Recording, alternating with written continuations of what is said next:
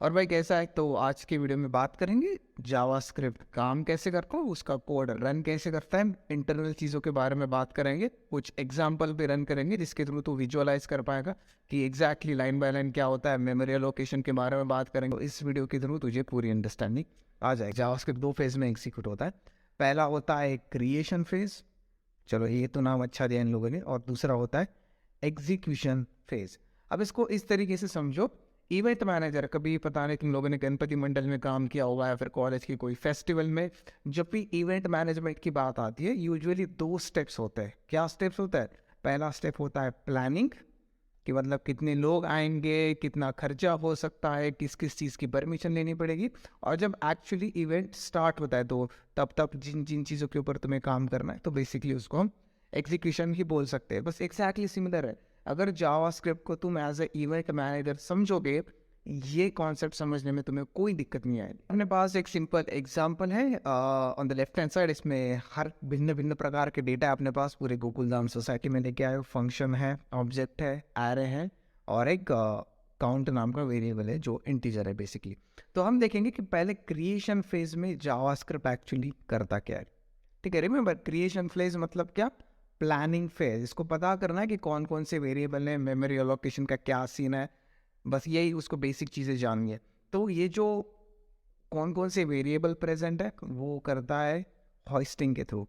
अब देखो हॉइस्टिंग ना बहुत मिसकंसेप्शन है इसके बारे में। अगर ब्रैंडन आइक की तुम सुनोगे, उसने हॉइस्टिंग बस एक ही कारण के लिए इंट्रोड्यूस किया था कि ये जो फंक्शन है ना, कि तुम उसको फंक्शन डिफाइन करने के पहले ही एग्जीक्यूट कर सकते हो, मतलब उसका नामकरण करने से पहले ही एग्जीक्यूट कर सकते हो। ये तभी पॉसिबल होगा अगर जावास्क्रिप्ट को लाइन नंबर 11 पे जाने के बाद उसको पता रहेगा कि ये से हेलो के अंदर एक्चुअली क्या है जो उसको एग्जीक्यूट करना है। और वो पॉसिबल होता है होस्टिंग के थ्रू, कि जावास्क्रिप्ट ऑलरेडी उसका फंक्शन बॉडी क्रिएशन फेज में ही आ, याद करके रखता है, मतलब स्टोर करके रखता है, कि जिसके थ्रू जब उसको एग्जीक्यूट करना है इवन बिफोर वो उसको कर पाएगा। बट वेरिएबल्स का क्या सीन है? ब्रांडन नाइक ने खुद बोला है कि हम रश में जावास्क्रिप्ट बना रहे थे 1995 में, तो जब हम फंक्शन का होस्टिंग कर रहे थे हमने वेरिएबल्स का भी कर दिया। गोलमाल है भाई, सब गोलमाल है। ठीक है, तो इसमें बहुत सारे मिसकंसेप्शन है, बट जो बंदे ने बनाया भाई उसकी सुनो।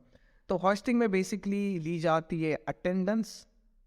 अटेंडेंस मतलब कौन कौन से वेरिएबल प्रेजेंट है और एक्चुअली इनको कैसे मेमोरी एलोकेशन करना है। एक्चुअल मेमोरी एलोकेशन तो एक्चुअली एग्जीक्यूशन फेज में होता है, बट यहाँ पे बस जानकारी ली जाती है कि कोई प्रेजेंट है, कौन एब्सेंट है, उस हिसाब से तुम इसको समझ सकते हो। तो ये दूसरी स्टेप है ग्लोबल स्कोप। इसमें जावास्क्रिप्ट एक ग्लोबल स्कोप बना देता है।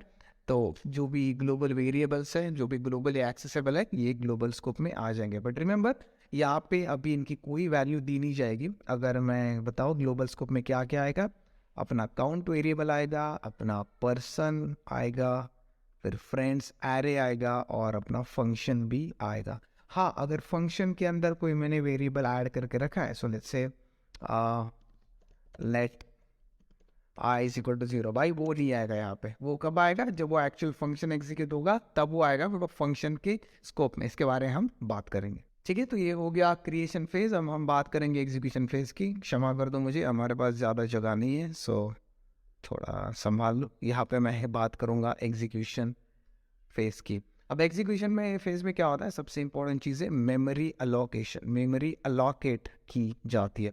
अब देखो, जो भी प्रिमिटिव डेटा टाइप्स है, नॉर्मल डेटा टाइप्स जैसे इंटीजर, स्ट्रिंग, बुलियन, अनडिफाइंड, और जो भी प्रिमिटिव डेटा टाइप्स है वो सारे स्टोर हो जाते हैं स्टैक मेमोरी में। ठीक है, और जो भी डायनामिक डेटा है, जैसे एरिंग भी चेंज होता रहता है और ये बहुत बड़ा डेटा होता है, ऑब्जेक्ट हो गया, फंक्शन हो गया, ये सारे स्टोर हो जाते हैं हिप में। तो अगर मैं एग्जांपल दूँ कि मुझे काउंट स्टोर करना और मुझे पर्सन, तो सबसे पहले दोनों के दोनों जाएंगे स्टैक में। अच्छे से सुनना, ठीक है? काउंट जाएगा स्टैक में, और किसके बारे में बात की? पर्सन भी जाएगा स्टैक में। बट काउंट की जो एक्चुअल वैल्यू है वो है 1, वो इसमें ही स्टोर की जाएगी स्टैक में।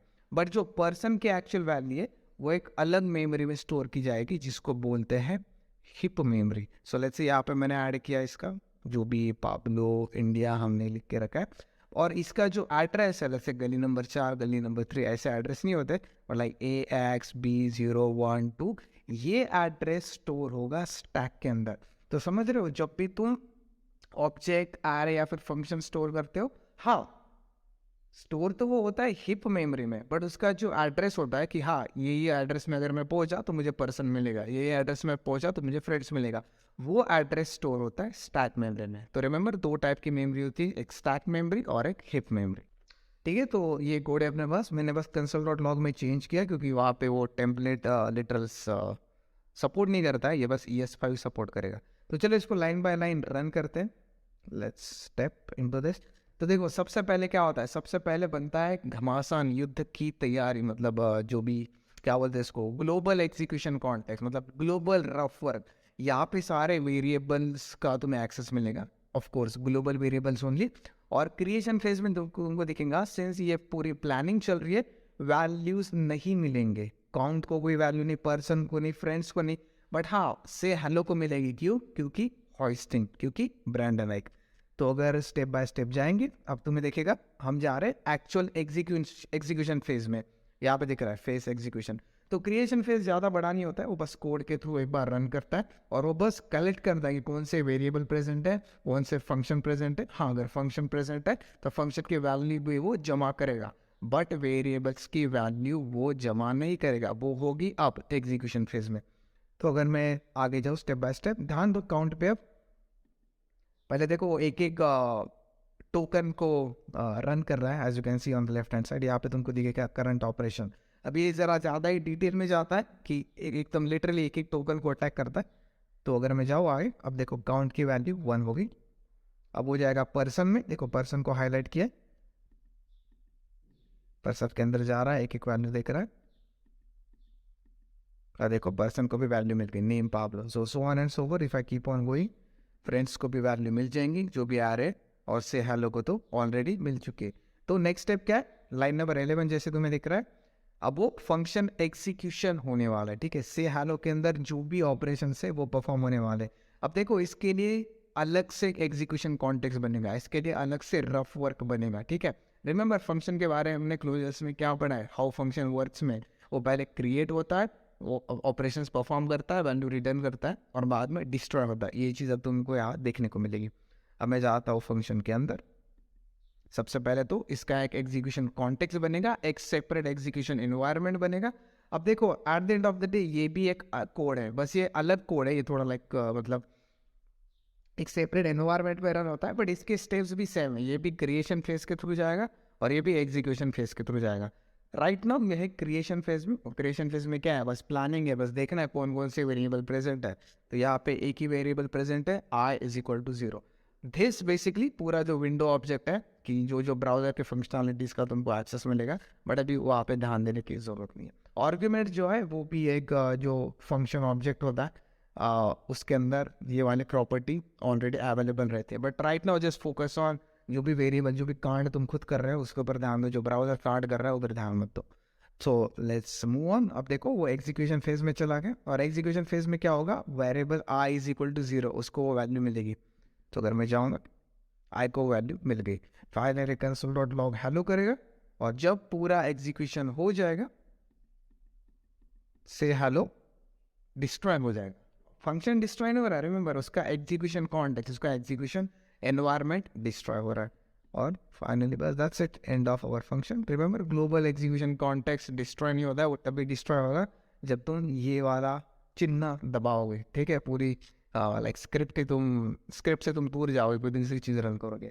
तो बस यही है जावा स्क्रिप्ट में इंपॉर्टेंट टॉपिक्स। तो अगर समराइज मुझे करना है तो मैं यही बोलूँगा, Java programming language is all about data. Data को कोई स्पेसिफिक रूल्स देने, वो रूल्स के तहत वो कोड को रन करता है। हमारे लिए जावा स्क्रिप्ट में लो लेवल लैंग्वेज C++ है, वो ये सारा काम देखती है, तो हमें उधर ध्यान देने की ज़रूरत नहीं। बट अगर हम एक्चुअल एग्जीक्यूशन और जावा स्क्रिप्ट एग्जीक्यूशन फेजेस देखें, दो फेज में आता है, पहला क्रिएशन फेज, दूसरा एग्जीक्यूशन फेज। क्रिएशन फेज मतलब बस प्लानिंग कि इसमें कौन कौन सी वेरिएबल प्रेजेंट है, किस किस के साथ मुझे डील करना है। यहाँ पे कोई वैल्यू एलोकेशन नहीं हो रहा है, ये जस्ट लाइक अटेंडेंस। जब तुम स्टूडेंट थे तो जब क्लास में जाते थे, टीचर क्या पहले पूछता है किसने होमवर्क किया क्या क्या नहीं, वो सीधा जाते हैं, बस अटेंडेंस लेते हैं वो स्टार्टिंग में। हाँ, बाद में जो भी किसी को मारना है, जिसको गालियाँ देनी है, जो भी होमवर्क चेक करना है, वो एग्जीक्यूशन बाद में होगा। ठीक है, तो स्टार्टिंग में क्रिएशन फेज में बस यही होता है। और एग्जीक्यूशन फेज में क्या होता है, पहली बात तो मेमोरी एलोकेशन।